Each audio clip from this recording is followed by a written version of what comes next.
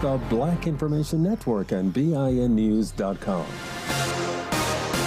Pomona is where we have troubles on that 71. They're filling up some potholes here. Emergency roadwork north and south being affected. Southbound Holt Valley towards Mission. Northbound, same area. It's going to be all traffic lanes shut down both sides here. That's because they're doing some pothole repair in the area. To Montebello, it's a SIG alert. That right lane is shut down with a huge pothole here on that 60 west at San Gabriel Boulevard and a slow drive from at least that 605. The 605 northbound at the 5, a crash from earlier onto the right side. We're coming away from Rosecrans with a busy drive. Carson on the 110 south as you get towards the 405 south transition. Look out for a wreck with a vehicle over the side. We're slow from the 91.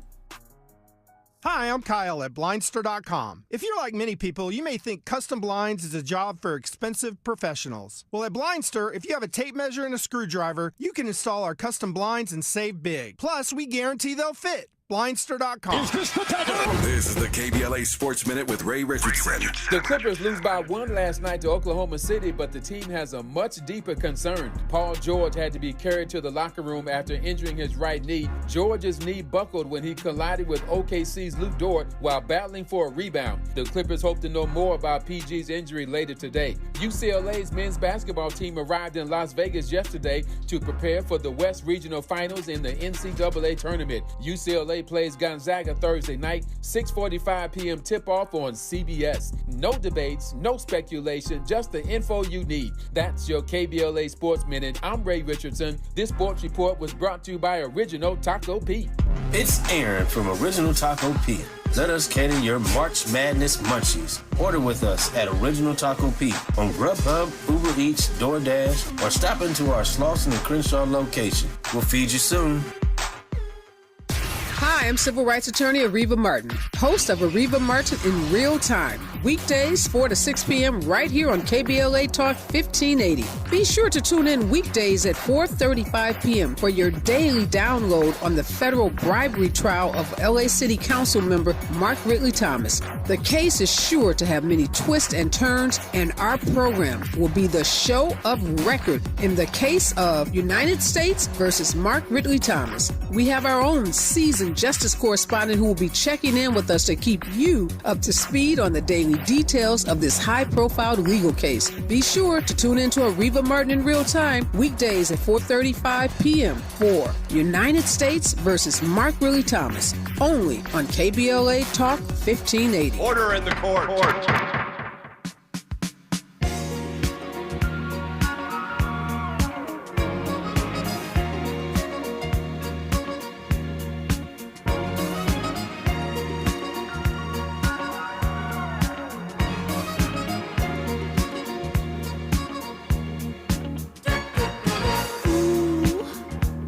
I'm wishing, boy, I got my eyes on you. This mystery is thrilling. I'm not sure just what to do. Ooh, this oasis, it is no mirage to me. Touching gently.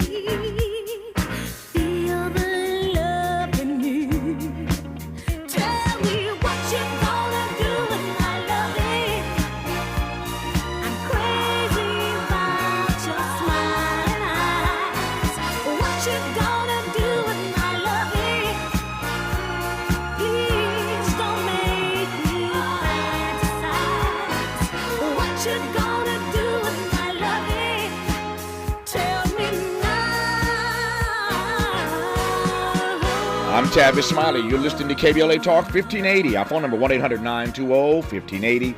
1-800-920-1580. Today is the natal day, the birthday of one Stephanie Mills. And so all throughout today's program, 3 hours, well, 2 to go, we're playing some of the best of Stephanie Mills. And does Stephanie have a library? Good Lord. Stephanie was with us not long ago on this program for an hour. We had a great conversation with Stephanie Mills, and today we celebrate the natal day of this iconic artist, Stephanie Mills. In this hour, though, we're talking about what's called sonic scholarship, an innovative approach to history and hip-hop that infuses both disciplines to explore the ways in which black folk have influenced American history and the public sphere. sonic scholar. Dr. DeWeston Haywood joins us in this hour to unpack all this, and I'm pleased to have him on KBLA Talk 1580. Dr. Haywood, how are you, sir? Good. How's it going? Man, I'm doing well, brother. Glad to have you here, and thank you for the hour. A lot to unpack. Let me start with this. I'm going to play some sound here in just a second. But for those who've never heard the term sonic scholarship, or moreover, the field of study vis-a-vis sonic scholarship, unpack that first, and we'll weave some sound in here in a moment. Okay, great. Thanks so much for having me on. So what I call sonic scholarship is my effort to fuse history and hip hop, to take one critical practice and merge it with another, to provide new ways to produce and consume knowledge. So it takes history, historical writing, and historical thinking, and applies it to hip hop. But it also does the reverse, right? It applies hip hopian writing and thinking to history. So it's at once this academic and artistic production that produces this historical argument, right? That's rapped. And then music that makes a historical argument backed by endnotes, footnotes, evidence, these verifiable sources, especially, in our current post-truth moment where concerns grow day by day that we're facing misinformation. So it bridges these two parallel discourses, wordplay, and argumentation to produce this new way to consume and examine knowledge. Mm-hmm. I'm glad you went there. I'm going to follow you through the hour. What can hip-hop say to us in this post-truth moment? I mean, that's a great question. So I think that hip-hop has always been situated in a critique, and new generations are following that up in different ways, mm-hmm. right? And so if you consider the ways that Black folk have always been in a post-truth moment, right? If you use Black folks' vantage point, you'll see, right, that we this is how you explain in Ida B. Wells, who's campaigning against lynching in the early 20th century, late 19th. Mm-hmm. You'll see Carter G. Woodson, who's founding Negro History Week in 1926. And with what becomes Black History Month by the 1970s, W.E.B. Du Bois, who's talking about the propaganda of history in 1934, and so I think hip hop grows out of these kinds of histories where hip hop, whether you're looking in the 1980s, 1990s, and arguably still today, where artists are trying to mobilize the public sphere, music, arts, to raise a critique, to challenge, to and inform, to mobilize consciousness, right? And so I think we get that kind of moment in this post-truth moment to push back on efforts across the country by politicians, by leaders who are trying to erase certain histories, right? Mm-hmm. And so I think this is where a hip-hop sonic scholarship becomes critical. So here's a sample of what happens when you mash history and hip-hop in the field of what he calls sonic scholarship. This piece is called State of Mind.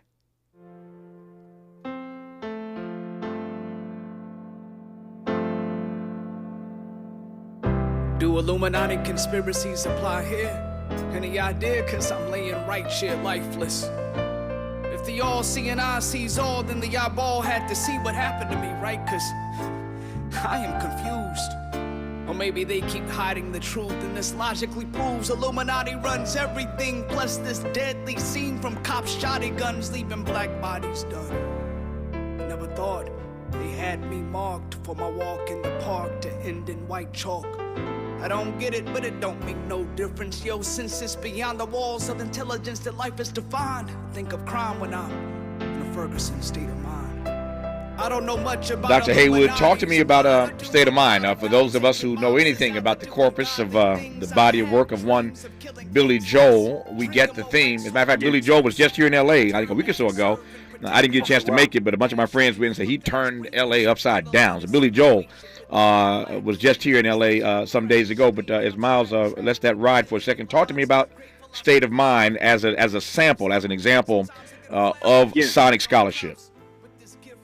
Right. So the piece you just played comes from an installation of sonic scholarship that I published in 2016. I have a second one that came out in 2020. And so this first one that you just played from 2016 comes from the Ferguson Files, a sonic study of racial violence in America. And so this was an examination of the year of anti-black violence, spanning the killings of Michael Brown, to Eric Garner, Freddie Gray, Sanford Bland, Rekia Boyd, and then closing out with the massacre that took place at Mother Emanuel AME Church in 2015. And so that piece is a play on Billy Joel's New York state of mind, as well as Nas's NY state of mind, as well as, sort of posturing to see if there's a Ferguson state of mind where Michael Brown was killed. And so that piece proceeds in four perspectives. The first is Michael Brown, who's meditating now on his own death as he's watching his lifeless body on the ground. It's followed by a commentary by the police officer who shot him, Darren Wilson, followed by a random neighbor who's living in the neighborhood. And then lastly, it closes out with Sabrina Fulton, the mother of Trayvon Martin, and her reflections, her thoughts on this moment. And so, again, Sonic Scholarship is this effort to, again, fuse history and hip-hop, right, and take both critical traditions and merge them, where if you've ever seen Sabrina Fulton's open letter to the mother of Michael Brown, sure. Where she talks about having lost her son and how this moment united the two of them as black mothers of two sons who have been slain. I take that piece and interpret it through hip hop, right? And she has a verse on the piece. And so just mentioning that open letter, that's the document that sources that part of the song, right? Yeah. So there's a footnote that follows showing that that Sabrina Fulton's actual words, influenced that piece. So again, as going back to your point about the post-truth and how we combat this moment, providing actual evidence that supports the points that we're making is one way to do that. When we come forward, I want to interrogate a bit further this Ferguson state of mind. We're talking with an expert in the field of sonic scholarship, an innovative approach to history and hip-hop that fuses, as you heard him say a moment ago, both of these disciplines. Our guest is Dr. DeWeston Haywood. We'll continue with him when we come forward on KBLA Talk 1580. We've got a lot to talk about. Good thing we've got 3 hours. More of Tavis Smiley when we come forward. Thanks to our new sponsor, Lendistry. Lendistry is a national Black-led small business lender that is headquartered in Los Angeles. Lendistry helps small business owners access the affordable capital needed to grow. Visit Lendistry, LENDISTRY.com/KBLA today. The Los Angeles Urban League and Parkside Economic Development Corporation are working to close the wealth gap between black and white households. B-Warp, the Black Wealth Attainment and Retention Program's free virtual workshops will help your family acquire, gain, maintain, and pass down legacy wealth. Learn from the experts about making more with what you have, the Black History of Money, joining the Smart Investors Club, preserving your assets in tough times, crypto, cash in or cash out, the wealthy mind and body. Register for this free series that could change your financial future at laul.org/BWAARP. Don't miss B-Warp, the Black Wealth Attainment and Retention Program, every 2nd and 4th Thursday in February, March, and April at 6 p.m. Pacific Time. Register now at laul.org/BWAARP. It's almost Easter, so I hopped on over to Kohl's to shop their Friends and Family sale. With the extra 20% off, I was able to get my entire family outfits that are not only perfect for our Easter celebrations, but their looks will wear all spring long and beyond. And that's why I love Kohl's. I can always count on them to have everyday styles and everyday savings. Select styles. Offer ends March 26th. Some exclusions apply. See store or Kohl's.com for details. I'm Kareem Abdul-Jabbar. I learned about atrial fibrillation the hard way. My symptoms would come and go. Shortness of breath, fatigue. I kept going. Then I got so lightheaded, I couldn't. My doctor said I have AFib, so I'm about 5 times more likely to have a stroke. Other symptoms, irregular heartbeat, heart racing, chest pain can come and go, but the risk of stroke stays. If you have symptoms, tell a doctor. Visit notimetowait.com. Sponsored by Bristol-Myers Squibb and Pfizer. Interrogating your assumptions and expanding your inventory of ideas. Let's get back to Tavis Smiley on KBLA Talk 1580.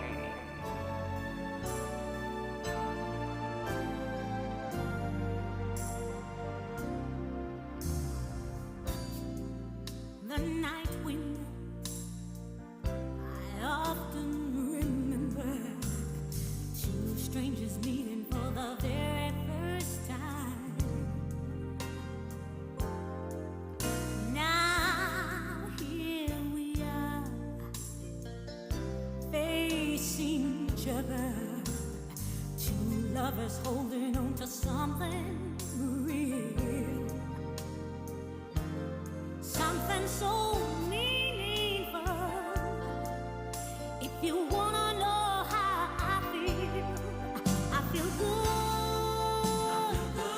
baby, I feel good all over. I'm Tavis Smiley, that's Stephanie Mills, and today we are celebrating the birthday of Stephanie Mills. And so throughout our program today, we're playing some of the best of Stephanie Mills as she celebrates her natal day. We love you, Stephanie, and hope you are enjoying your special day. Speaking of music, in this hour, we're joined by Dr. D. Weston Haywood, who is an expert in the field of sonic scholarship, and we're talking about the ways in which he has innovatively, I should say, decided to approach this notion of bringing together history and hip-hop in a way that fuses these disciplines and explores the ways in which black people have been influenced by American history, put our imprint on American history, and all that attaches thereto. Dr. Haywood, I want to come back to this notion of Ferguson and this state of mind. When you fuse these two disciplines, history and hip hop, what do you think the impact is ultimately that this fusion can have on the state of mind of those who need to be exposed to this history? Does that make sense? Yeah. It makes great sense. It's part of the effort of Sonic Scholarship is to mobilize the consciousness and particular also epistemology, right? That hip hop can help offer what I'm saying as an epistemology, as a way of viewing the world, right, and interpreting the world through a black lens. And then what that does to raise consciousness and so if Billy Joel can offer whose music I enjoy, right, but can offer a New York state of mind, and Nas did his take with NY State of Mind on Illmatic, could there also be a Ferguson state of mind? And if so, that piece responds to it. Can Michael Brown, who was murdered, share his thoughts on what the consciousness may be around this location, Ferguson, Missouri, what that looks like vis-a-vis New York, and what both of those, let's say, looks like vis-a-vis the world. And if we take this lens of Michael Brown or Sabrina Fulton, as she offered in her piece to Michael Brown's mother, it gives us a new way of looking at these moments, right, that can lead us to a certain politics that can politicize us, that can, activate us to action. So that's one way to see it too. On another level too, I think it helps us respond to what some scholars are calling, silences and violences in the archive. And so if hip hop and music in general, but hip hop in particular, helps us leave a record, literally and figuratively, how can we use those records to provide evidence for our current moment and also the future moments where people can come back and look and say, we were here, right? And here's what we had to say. And here's what we had to say about these particular moments that challenge black life, but also could help liberate black life, right? Hip-hop, as you well know, Dr. Haywood, has been alternately, how might I put this, celebrated and critiqued for the sampling that so many artists do or engage in. But I was really fascinated, as we played earlier, for those who may have just tuned in, this Ferguson State of Mind, which you sampled off of the iconic Billy Joel track, State of Mind. What's it like for you when you are fusing hip-hop and history and you have to make choices and decisions about sampling, and particularly sampling something from Billy Joel, of all people? Right. That's a good question. So part of the sampling is, some legal questions as well, right? Of course, yeah. But I think what you're really trying to get at the heart of is, again, if we think of hip hop in terms of archiving, in terms of crate digging, right? Mm-hmm. That sample is a way of grabbing the history, bringing it to the present, and remixing it to some extent to make it relevant for our current moment. So that's one way to see the sampling. Another way is, as I try to make the decisions of what to pull, if you think of it in the context of historical writing and historical argumentation, right? Mm-hmm. Scholars build on the work of other scholars. We're always sampling, right? We're Mm-hmm. always pulling from some other thinker, writer, and then citing their work. So even though you hear the sample of Billy Joel, that's also a citation. And then the footnotes, the endnotes that I provide, prints the citation, right? So I'm not trying to cover up that I've sampled the great Billy Joel. I'm trying to make it visible that I'm sampling Billy Joel. Yeah, right? and not just visible, but there's a point to it. Obviously, you're talking about a Ferguson state of mind. I get it. So you're not trying to be clandestine about this on any level, which I can appreciate. I raised that in part, in addition to what you just said, I raised it in part because, as you know, we live in a world where there are certain artists don't want their stuff to be sampled, number one. But number two, there are other artists who don't want their stuff sampled or played in certain environments. So, for example, I've seen Stevie Wonder and a number of other people, all kinds of artists, black, white, and beyond, who've had to put out public statements because a particular political person was using their song at their rallies, et cetera, et cetera. And so what say you about particular artists who might not want their stuff fused with hip-hop in a way that tells the story of black life in America or white supremacy in America, et cetera, et cetera? You take my point? Yeah, I do. I think it's really a case-by-case basis. Yeah. And I think every artist reserves the right to lay claim to their work. Sure. Right? And however they want to pursue that claim, whether it's to make a public statement, whether it's to make a legal case, or do both, right? But I do think it's still worth, considering the ways that someone's music or art can perform functions that they may not have intended at the time. Yes. Right? And then number two, that we need soundtracks for movement making. We need visual narratives and visual vocabularies for a movement. And sometimes the images and sometimes the music can rally people before the ideas do, right? So you might make a whole spiel about political rhetoric and political ideas and yada yada, epistemologies, right? But the song is what gets people. Yeah. Right. So that's one way that I think that artists can, again, still lay claim to the work that they've produced and appreciate the ways in which their music, their art form has taken on this new life. Right, yeah. I don't know what Billy Joel had to say about your version of, not your version, but you're using that piece of work, that composition, to talk about a Ferguson state of mind. Excuse me. I don't know what Billy Joel thought about what happened in Ferguson. I don't know what Billy Joel thinks about the ways in which white supremacy still reigns supreme in this country. But I wanted to probe that because I can see how certain artists could not necessarily appreciate the fact that in the field of sonic scholarship that their work is being fused with hip hop. Again, to teach people. I think it's noble. I'm just not sure that every other artist sees it that way. Let me pivot and say this though, or I ask this question, I should say. I wonder whether or not you truly believe that music, that sonic scholarship, in your particular lane, is still, how might I put this? Is still pregnant with the kind of power, pregnant with the kind of resonance. As innovative as it is, to get people to see the world through a different prism, to re-examine their assumptions, to expand their inventory of ideas. Is it pregnant with that kind of power and resonance? Sonic scholarship?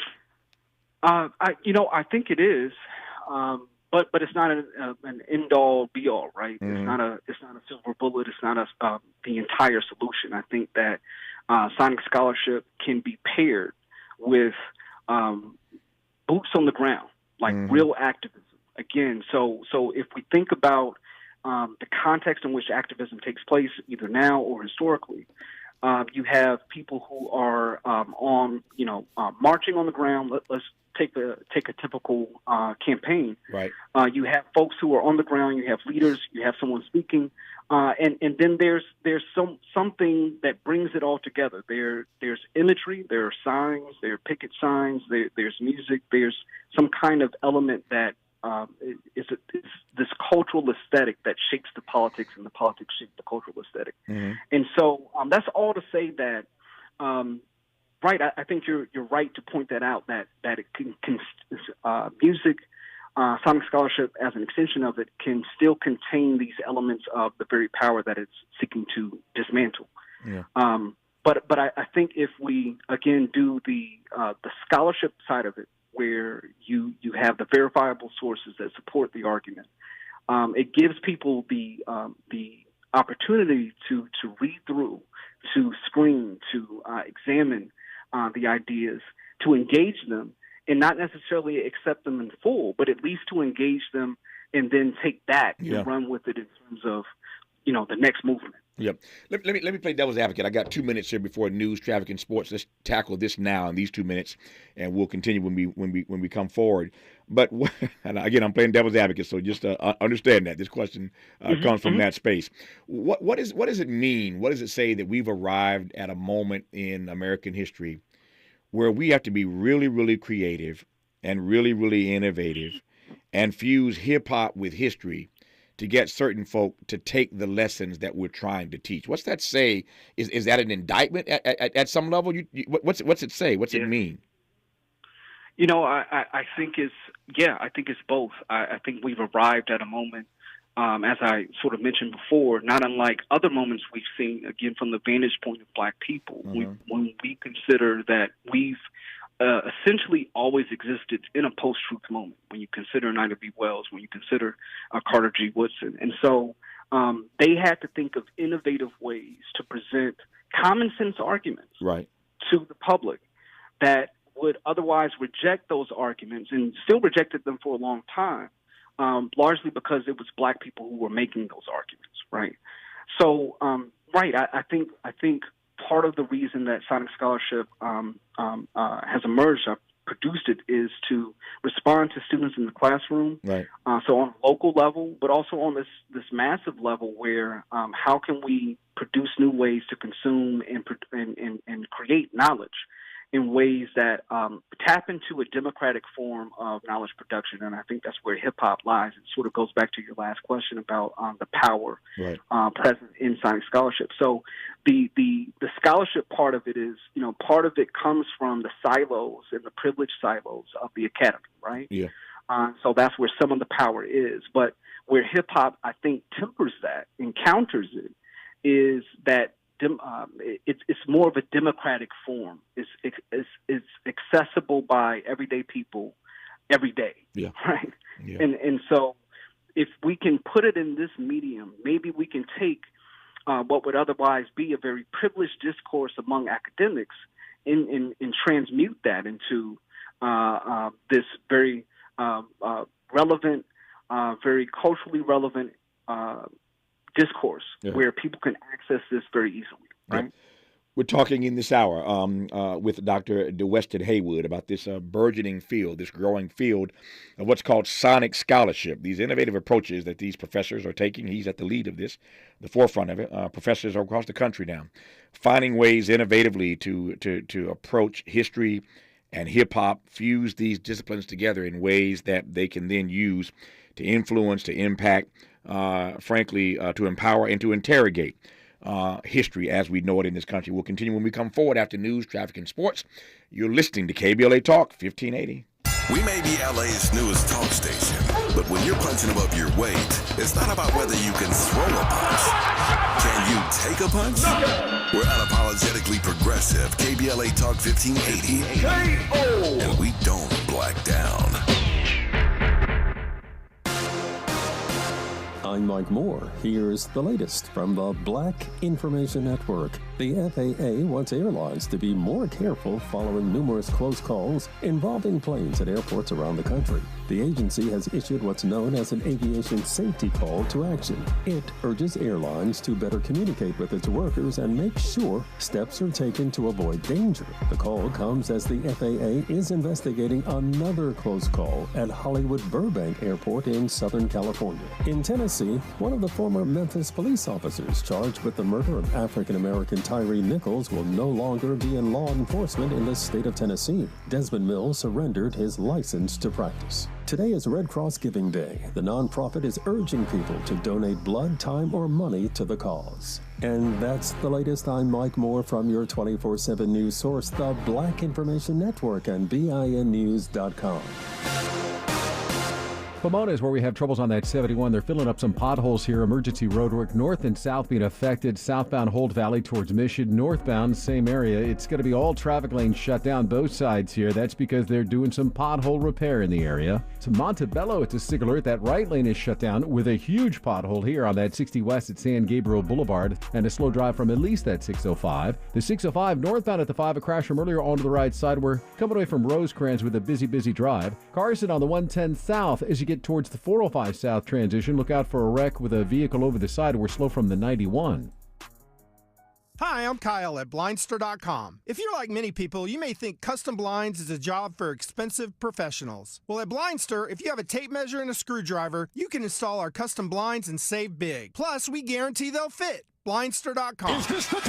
This is the KBLA Sports Minute with Ray Richardson. The Clippers lose by 1 last night to Oklahoma City, but the team has a much deeper concern. Paul George had to be carried to the locker room after injuring his right knee. George's knee buckled when he collided with OKC's Luke Dort while battling for a rebound. The Clippers hope to know more about PG's injury later today. UCLA's men's basketball team arrived in Las Vegas yesterday to prepare for the West Regional Finals in the NCAA tournament. UCLA plays Gonzaga Thursday night, 6:45 p.m. tip-off on CBS. No debates, no speculation, just the info you need. That's your KBLA Sports Minute. I'm Ray Richardson. This sports report was brought to you by Original Taco Pete.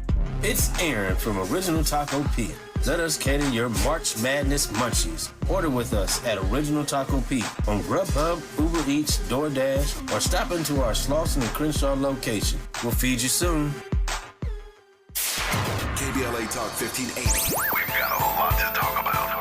Hi, Maisha Cairo here, KBLA, live at Chase Bank on Crenshaw and Vernon for the In This Together tour with female business owners, a day of empowerment, community panels, and best of all, tips on building business from marketing to capital. Today I spoke with Tatiana, a community manager for JP Morgan Chase. Thank you so much. Yes, my name is Tatiana Roberts. I am a community manager for JP Morgan Chase. I have to honestly say that this has been the most fulfilling position that I've ever had, where I get to give back to the community because I saw my mom's struggles. That's really what fuels what I do to make sure that the community has all the access to the resources that my mother didn't have. So for the mother who's in business, what are 3 quick tips you can give to ensure that they're on the right path to accessing financial support from a bank like Chase? Say number 1, just make sure that you're checking your credit on a consistent basis and taking action to either fix your credit, maintain your credit, or rebuild your credit. The second thing would be budget. I know that B word is kind of like ugly for, right? A lot of people don't like that B word, but it has to be done. We need to tell our money where to go. The last thing is to build a network of supporters that are going to lift you up. The community building here in Crenshaw is that network. So visit the Chase Community Center on Crenshaw and Vernon. Meet a banker today. Tell them about your business. I'm Maisha Cairo in the community for KBLA with JP Morgan Chase. Need legal help? Attorney Jovan Blacknell is an aggressive trial attorney specializing in criminal defense and civil litigation. Look no further than the law office of Jovan Blacknell. From personal injury to criminal defense, Jovan Blacknell has the knowledge to protect your rights. The law office of Jovan Blacknell understands the stress and anxiety that come with legal issues. That's why the law office of Jovan Blacknell supports the right to a fair trial. For Los Angeles Council member Mark Ridley Thomas, are you facing a legal battle? Log on to fightforjustice.com. Don't go through it alone. Let the law office of Jovan Blacknell fight for your rights. Log on to fightforjustice.com. Let the law office of Jovan Blacknell take the worry and stress out of your case. Call 310-469-9117 today for a free consultation. That's 310-469-9117 or log on to fightforjustice.com. Law office of Jovan Blacknell, where experience and dedication make the difference. We knew you'd stick around. This is LA's home for progressive talk radio. Welcome back to KBLA Talk 1580.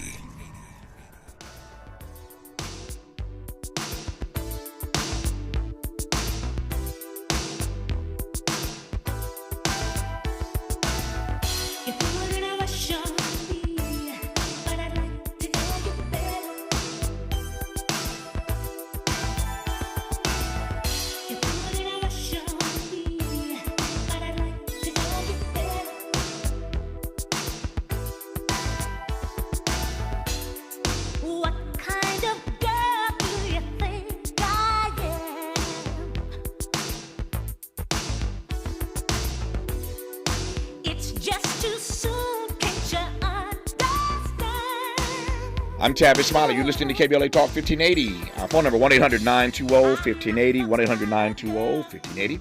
So glad to have you in with us in this hour as we continue our conversation with Dr.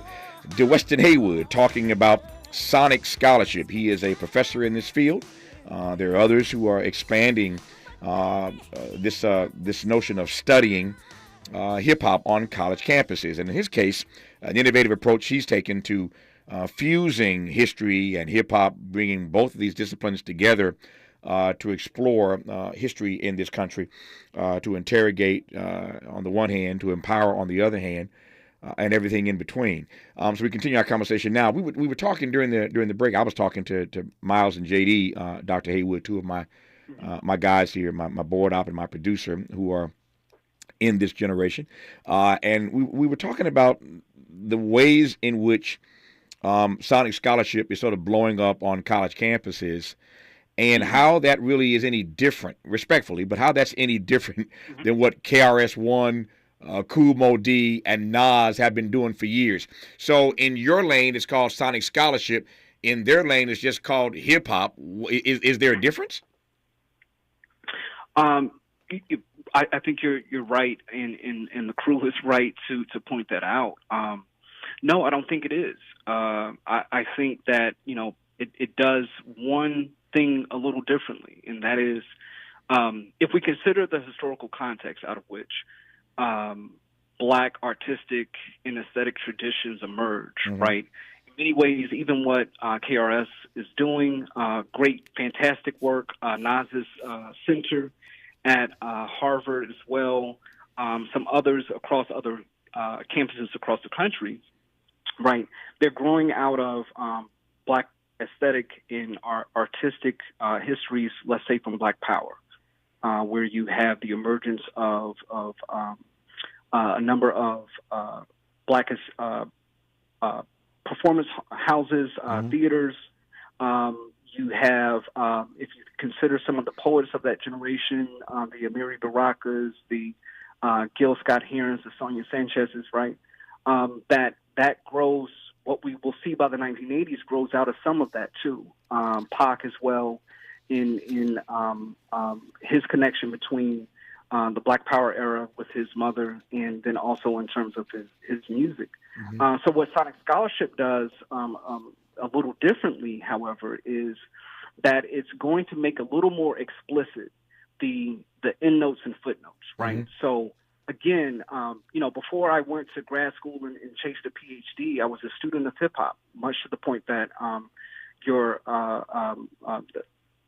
crew was making, and that is, I went into history already with a history of hip hop, right, and also a history of the kinds of traditions that valued argumentation, wordplay over dope beats.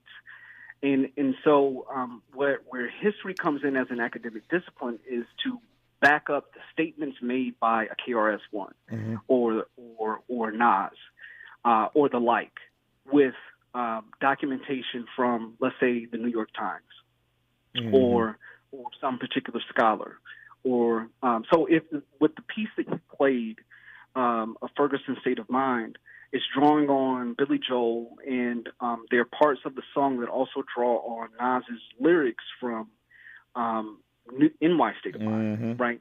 So, and then there are footnotes that accompany that to show, okay, here's the citation.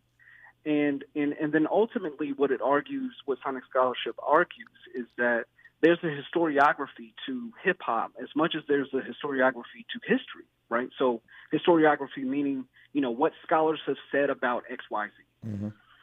Well, there's a similar historiography of what hip-hop artists have said about X, Y, Z.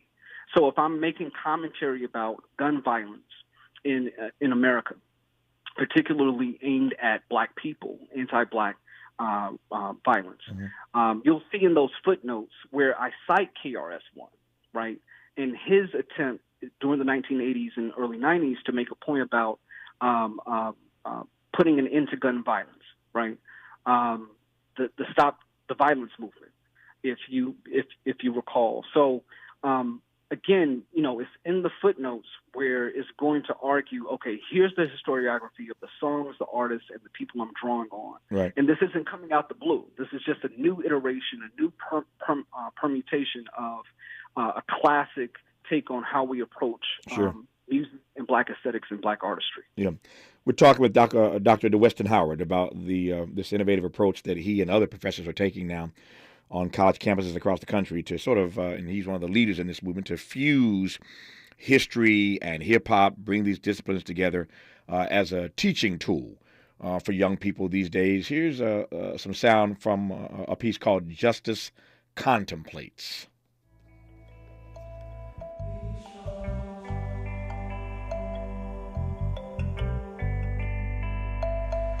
All it took was 9 months. Now I'm signed up for this thing called life I can't resign from. Till my time's up. Could speed it up, speed it along. Have death set a meaning up, stop my breathing, I'm gone. To regions beyond where demons and gods live. Past what I know here, I see it so clear. Hellbound, take myself out before the cops do. Or some kid or vigilante sends a shot through my skull and my whole mind spews along these hot shoes. This ain't suicide, this is Dr. justice. Haywood, give me a sense of how a project like a piece like Justice Contemplates is used, can be used as a teaching tool. Yeah, so Justice Contemplates, in parentheses, is contemplates revolutionary suicide. And that title is drawn from Huey Newton's, one of his autobiographies called Revolutionary Suicide. So again, that study, that album out of which that song comes, is dedicated to an exploration of racial violence, a year of racial violence, from the killing of Michael Brown to the massacre that took the lives of 9 Black people at Mother Emanuel AME Church. And so, what if it's the case? So this is what that piece explores. What if it's the case that justice is a person, right? And even he or she, whatever form they take, right, justice is so fed up with how things have gone in this year, again, that 2016 year, 2014 to 2015, is so fed up that even justice is contemplating taking their own life. Right? And so what would be the prospects of justice committing suicide? And so by the end of that piece, justice contemplates committing revolutionary suicide, drawn from Huey Newton's autobiography, where he argues for a commitment so deep to the struggle that you put your life in the service of that struggle, right? That death comes, that's one thing, but you're living for the movement. So to bring that piece into the classroom means that you got to teach Huey Newton. Yeah. You got to teach his revolutionary suicide. You got to teach the Panthers to make sense of that entire piece, right? Oh, I get it, man. And then it's also set to one of the songs by Outkast, right? So again, you got to bring in now the historiography on hip hop. who's Outkast, why that song, those kinds of things. Sure. So here's how it becomes this teaching tool in which students can really get engaged, right? And in my classroom, when I'm doing Sonic Scholarship, I'm performing, the students are performing, and then we're having these, this dialogue about history and hip hop and the possibilities of what the two could do for each other to expanding, freedom struggles and the fights for racial justice. I see it. When we come forward, I want to come back to a notion you raised a couple of times. I think there's a broad question to ask, which I think will be you might find a bit delicious, and that is, what are movements without soundtracks? Whatever movement you're talking about, whether we're talking in a contemporary sense about the Black Lives Matter movement, whether we're talking about the Civil Rights movement, what are movements? The women's movement, for that matter. What are movements without soundtracks? That question for Dr. DeWeston Haywood and more when we come forward on KBLA Talk 1580. Be sure to like and follow Tavis Smiley at The Real Tavis Smiley and get Twitter updates at Tavis Smiley. The conversation continues when we come forward. Our Weekly Los Angeles is the largest audited Black newspaper in the state of California with a distribution of over 50,000 copies weekly. Pick up a copy every Thursday to get the latest news on African American communities of LA. You can also keep up with what's going on in Los Angeles and surrounding cities by going to www.ourweekly.com. The Our Weekly website is updated daily with the current news about us and for us. For your advertising needs, Our Weekly offers economical advertising packages to fit your budget. Feel free to call Our Weekly Los Angeles at 323-905-1300 or visit the website at www.ourweekly.com. Our Weekly Los Angeles, reporting news that matters to you.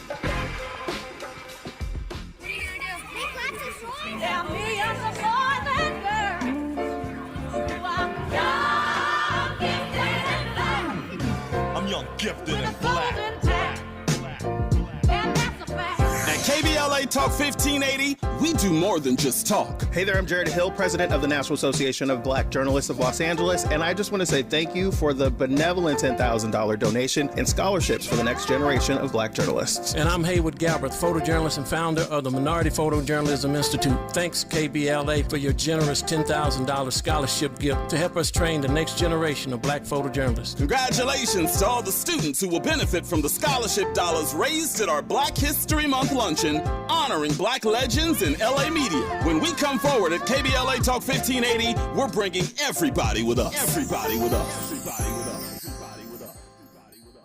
Is your home's title still in your name? What would you do if you discovered you're the victim of a home title theft and that the one document that proves you own your home is no longer in your name? With Home Title Lock's free lookup service, you can verify your home is still safely in your name. Thieves can now discover the title to your home online. They simply forge your signature on a transfer document stating you sold your home to them. Then they take out loans on your home or sell it to some unsuspecting buyer. Homeowners insurance and common identity theft programs do not protect you. Home Title Lock does. Home Title Lock puts a virtual shield around your home's title to help keep criminals away. First things first, verify your home's title is still in your name with Home Title Lock's free lookup service. There's no obligation. It's absolutely free. Then register your address for 30 free days of protection. Visit HomeTitleLock.com/free.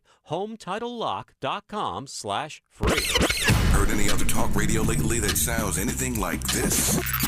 We didn't think so. You're listening to Unapologetically Progressive, KBLA Talk 1580. I want to get back to the question I posed before the break a moment ago, Dr. Haywood, but let me squeeze in. I've got callers calling in and wanted to raise questions. Let me get to this right quick, though. I'm watching my time. It's getting tight.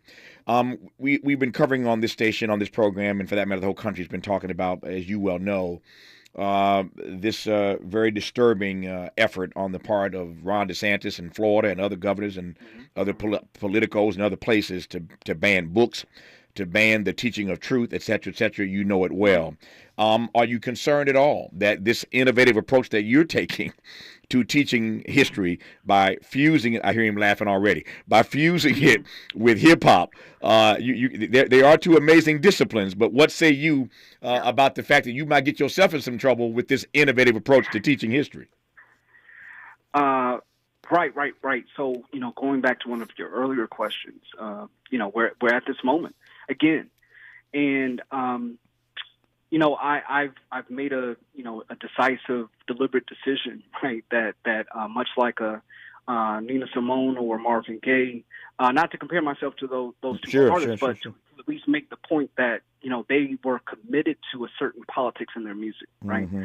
And so I'm committed to a certain politics in my work, be it my scholarship or the music as well, and the combination of the two. Yeah.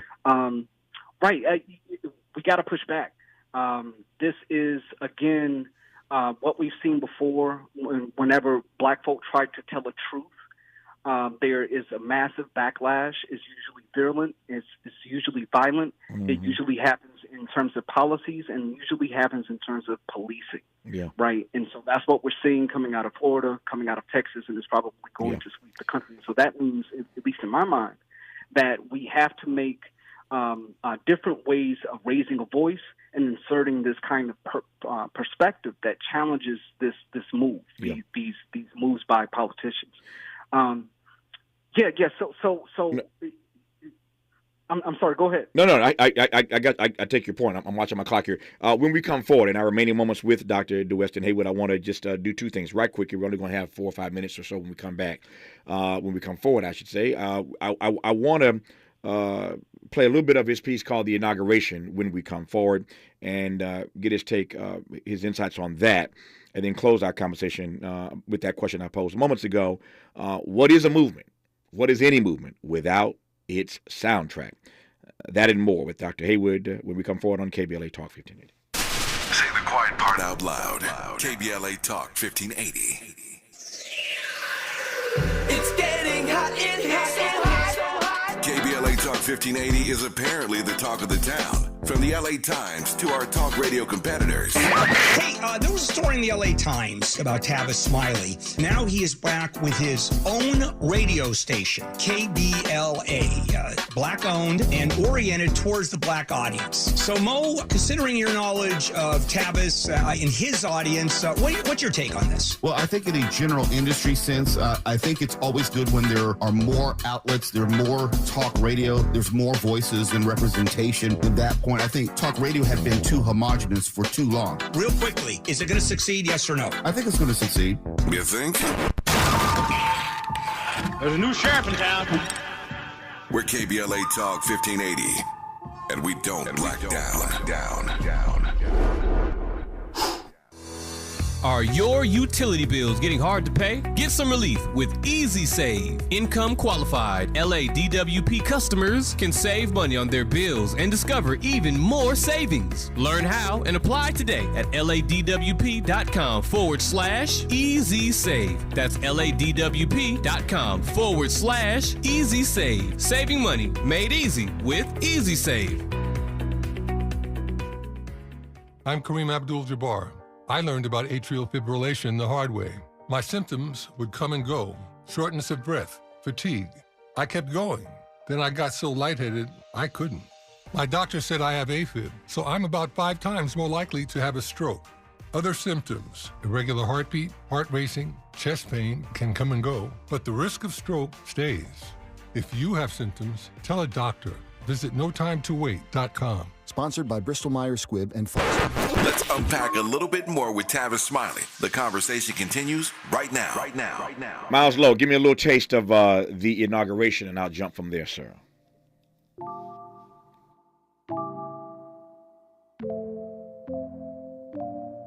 To all of the main men who died for me, may the angels bang you and ill sound funny. Made men from the Rockefellers to my locked up killers. But Rikers there, look at your baby boy. How you like me now? Somebody wipe me down. Got power to call the military tanks. Oh, now they looking at me scary face. Shit, I could do this every day. A main man plans to stand and fight till streets run cherry raid. I'm Tavis Smiley. He's Dr. DeWeston Haywood. We're talking, wrapping up a conversation in the next 4 minutes. We've been talking in this hour about this growing field of what's called sonic scholarship. This innovative and unique approach to fusing the disciplines of history and hip-hop as a new way to teach and to train students today on campuses across the country. That piece, again, is called The Inauguration. Say a brief word about that. I've only got 3 minutes left here. Say a brief word about that, and then I want to pivot to this notion of movements and their attendant soundtracks, Dr. Haywood. Yeah. So that comes from the second publication called Made Men. It's a take on Donald Trump as the country's greatest gangster rapper, right? Mm. So that was inauguration, which is an interpretation of his inauguration speech. And so, to your point a little earlier about, movements, that's a movement. We're witnessing a movement led by, at least in my opinion, a gangster rapper, right? And so how do we interpret what he said on that inauguration day in a hip-hopian context, and what does that do? Yeah, that to my mind, let me just get political right quick here, unapologetically. Excuse me. That inauguration speech, to my mind, is the darkest. It was the darkest inauguration speech I've ever heard or ever read about in history. Your take? Yeah. So the full piece closes out with this imagination, I think, of a doomsday, that he's ushering in a doomsday for America, and we're seeing some of that doomsday play out, right? Yeah. How it plays out in legislation. We're seeing the different iterations of what he laid down beginning in 2016. Yeah. And so your point about, well, how do we know what movements and what soundtracks we need to apply to those movements? For every movement there's a counter movement, right? And so if we're witnessing that movement led by a Trump or any other of his ilk, then we need to raise the counter movement, right? And one of the ways that we can do that is with a soundtrack. That's not the end all and be all, right? It's in combination with these other forms of engagement. And then we do it comprehensively to overwhelm the system in these positive ways, right? I wonder whether or not, I got 2 minutes left here. I wonder whether or not we overuse the word movement. I'm not indicting you. My indictment is of the demos writ large. To my mind, there are moments. If you are fortunate, that moment builds momentum, and if you're really fortunate, that momentum turns into a movement. But that's how it starts: moment, momentum, and movement. And I think oftentimes we confuse moments. We confuse momentum with movements. You're a historian. Movements are very rare in our country and in the world. Yeah. I think you're right to make that point. In looking at it historically, right? I mean, movements rise and fall. Yes. So what might appear to be a movement in one moment could die the next moment and then reemerge much later. So, consider that hip hop started out really as this organic movement among that was dismissed rather among the underclass, right? That it was this counterculture, it was vapid, and it wouldn't last. And now, 50 years later, we're about to celebrate, this historic moment.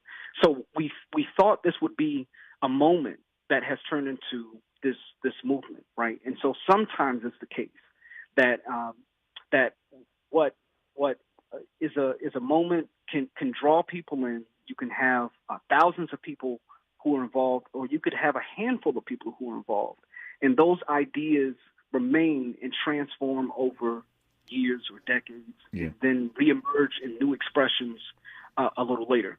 So I'm always interested in the ways in which movements rise and fall, how they live, how they die, and then how they're reborn.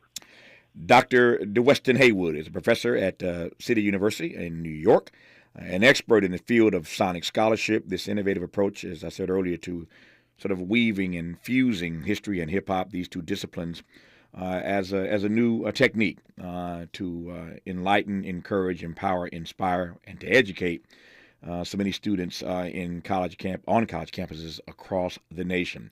Dr. Haywood, thank you for the conversation. Thank you for downloading us on this notion of sonic scholarship. Good to have you on, sir. All the best to you. All right. Thanks so much. Thank you for having me. My great delight. The final hour of Tavis Smiley after news, traffic, and sports on KBLA Talk 1580. KBLA 1580 Santa Monica. I'm Mike Moore. Here's the latest from the Black Information Network. Former President Trump is blasting the Manhattan District Attorney ahead of a possible indictment. On Truth Social, Trump called Alvin Bragg a rogue prosecutor and insisted he's having a hard time with the grand jury. Grand jurors in New York City are hearing a case involving Trump and alleged hush money paid to adult film actors. And that's the latest. I'm Mike Moore from your 24/7 news source, the Black Information Network, and BI.